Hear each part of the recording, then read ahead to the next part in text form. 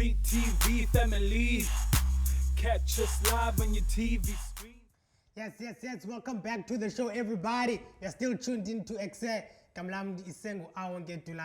Thank you so much for joining me. Please continue to hit us up on our social media platforms. Find us on Twitter, EKSE_live. We're also available on Facebook, EKSE Live. Also on Instagram, EKSE_live. Right now, though, I'm joined by a gentleman who goes by the name of Blessings Ngobeni. He's a visual artist. We're talking about all things in his industry and as well as his achievements that he has. Recently has won an award for the 2020 Standard Bank Young Artist Award. So congratulations to the homie. We're talking all things visual artist. And if you're interested in this career, stick around. Do hit us up and ask questions. We might read them on the show. Mr. Blessing, welcome to the show. Thank you for joining us. Thank you for inviting me this morning. How are you doing? I'm doing great. It's a great day. I'm having a lot of fun here in studio, and I hope that you're going to join in with the fun as well.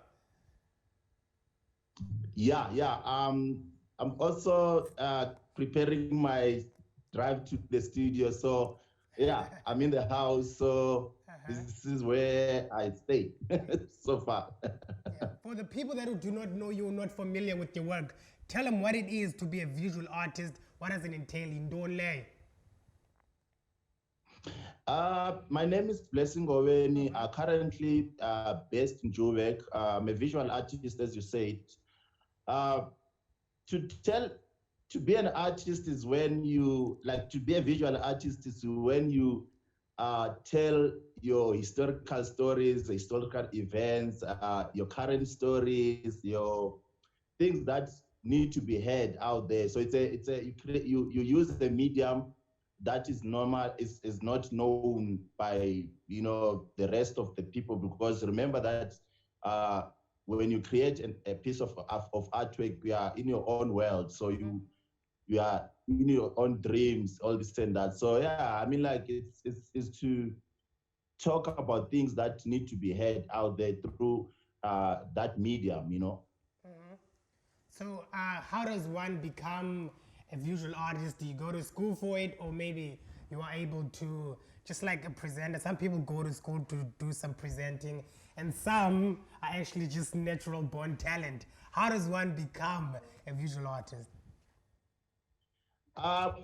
For me, for my personal understanding with becoming an artist does not need a person to go to school. But however, if you have that talent within you, that comes as a dream, you do need to enhance it by maybe making a follow-up on it, because there is a business side of being an artist, where you can learn how to write your own biography, how to email to your clients, how to balance your sheet, your not sheet as in balance your sheets, So for one to be saying that I'm going to school to know how to draw, to know how to paint, to know how to visualize things, I don't think that would be a fair to his career, because being an artist, you have to born with that skill, and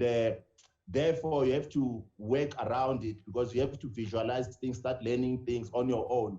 Remember, if I to correct some of the things that we don't as artists being given to, is we start almost everything. We designed things, from the scratch, and then we invite a person that went to school to maybe to make it look, to do measurements, we do structures, all this and that, but which means we have that vision, but for that vision to come, you do need at some point to enhance it by going to school. Like what I did, I knew that I was an artist, but I had to also go to institutions like Artist Proof Studio to enhance my career, and also to self-teach myself how to read, how to write.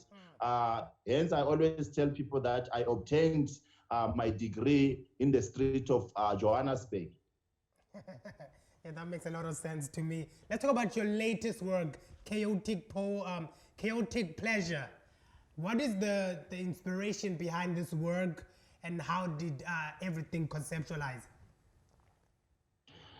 Chaotic pleasure, I constructed chaotic pleasure through visiting the history. Like I borrowed some events that happened in the past, during the time when a white person walked into our beautiful lands and did not recognize us, the people of origin that lived there, and they decided to chase us away from this landscape where we left our ancestral pattern and graves and stock. That moment for me, when I look at it, the white person had that pleasurable moment to occupy those spaces that never belonged to him.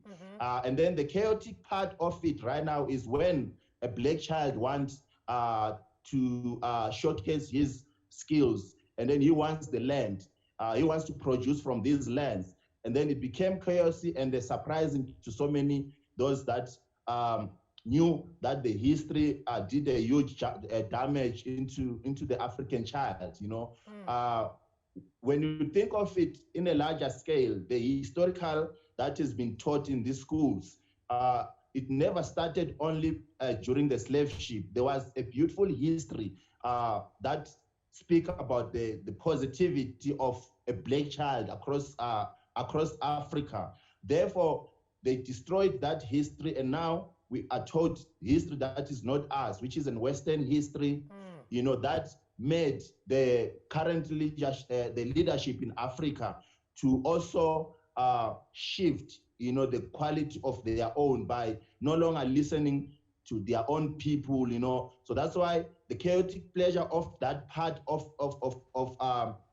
the current leadership is when a black child started to reality. Hence, things such as Black Lives Matter, which is a global issue that is happening across the continent, which speak, can you, sorry, there is a background more noisy. My child just came up here, but yeah.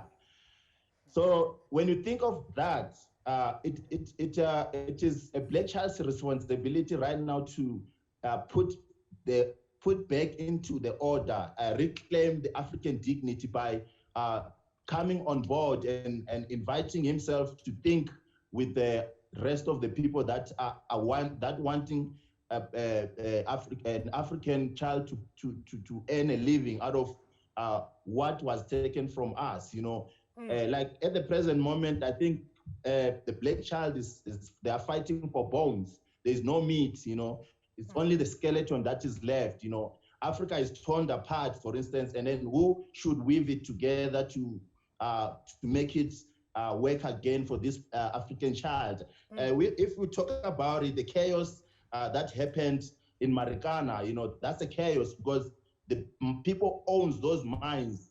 That pleasurable moment of taking those resources and own them, whereas the actual people that go down into the roots of the earth, they earn nothing, they don't make a living, So you think about those structures, we're currently experiencing a huge corruption breakthrough that is happening in the country.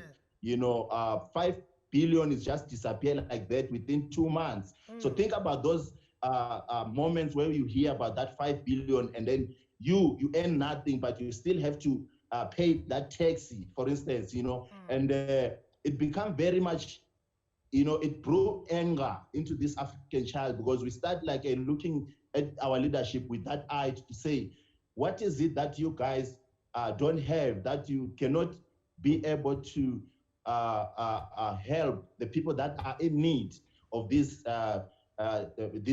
projects, For instance, there is a trending issue that is currently happening about destroying of the homes of a black child that saved the money to build that home, and then somebody comes and destroys it. Think about that case that is happening there, So in my work, I borrow from the history to bring it to the present so that I can visualize the future of a black child. Yeah, definitely, I understand that completely forward. But unfortunately running out of time. For the people that want to see your work, where can they find you on social media? Yeah, on Instagram at Blessing Ngobeni, on Twitter at Blessing Ngobeni, on Facebook at Blessing Ngobeni, also www.blessingngobeni.com, and then also through my gallery, Everard Read gallery. I think it's www.everardread.co.za, and the lastly to the Standard Bank Arts program. Yeah, and thank you to the Standard Bank for giving me this opportunity. Yeah, I appreciate you making time for us, Blessing, and I hope that we'll be able to talk to you again soon, because we ran out of time and I had so many questions to ask you. Right now, though, it's time for us to take a quick breather. I'll be right back straight after this, right now.